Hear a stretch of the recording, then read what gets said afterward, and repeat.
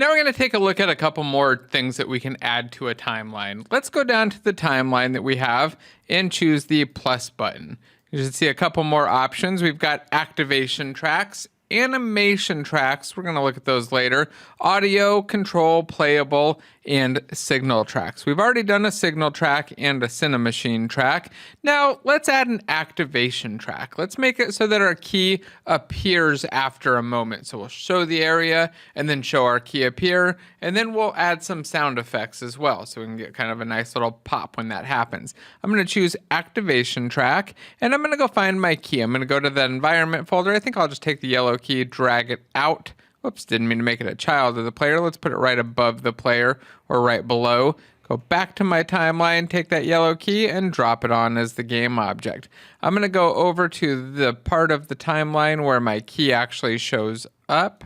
So let's just drag the timeline over here. So I'm thinking right about here, about halfway after we've gotten there, I'll make the activation appear. So I'll grab the beginning of it and just drag it right over to there.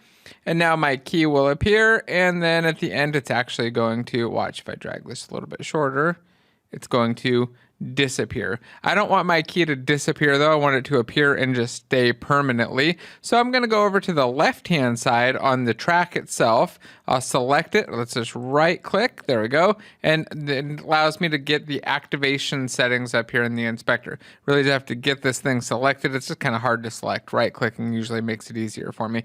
But once I've got it selected up here, I can go choose the post playback state. And I want this to stay active. I'm just going to set it to active right there.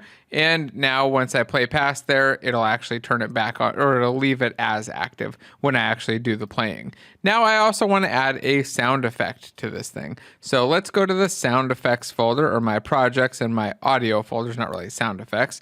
And I don't think any of these are going to work well. I'm going to take this one from OpenGameArt, this Epic Amulet item. So I'm going to download this and pull it into the project.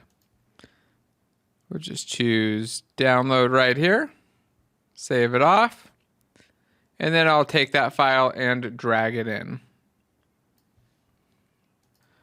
Now that it's imported, I'm going to rename this to Key Reveal so I know what this sound effect is actually for. Go back to my timeline and go choose the timeline object itself, and then choose the plus, and we'll add an audio track.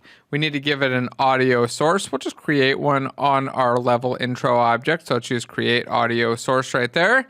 And then we're going to give it the track. To do that, we'll right click on the spot where we want it and choose add from audio clip. This will show us all of our audio clips, and I'm going to go find my key reveal clip, and I want this to appear or play a little bit before the thing appears. So you get a little sound effect and then it pops up right after. So I'm just going to drag this over to the left maybe about there. I can figure out the exact position, and then I want to trim this way down. I don't need this playing sound the whole time. Once we can start playing or moving around, that seems like a good point to end the audio and cut it off. I'm going to save now. Let's press play and see what it does. And make sure my audio is on in game view.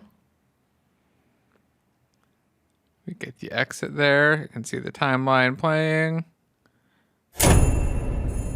There we go, and the key appeared, but the key disappeared and then reappeared afterwards. The reason for that is that I didn't grab the active. I need to drag that out to the end of the timeline so that it stays active the entire time and then goes back to staying active at the end. So here, let's may as well drag that sound effect out as well. And we'll press play one more time, and we're going to watch that happen, make sure that our key shows and stays active and doesn't actually ever become inactive.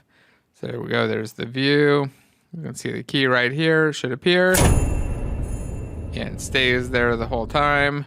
And we can now run around and get over to the key. Let's go do that.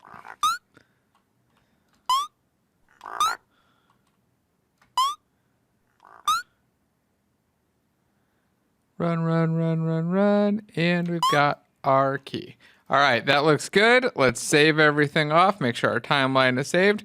Go into Plastic and say that we added sound effects to the level 1 intro. And I also want to check in my other file because I just upgraded my Unity version. And we'll check that in as well.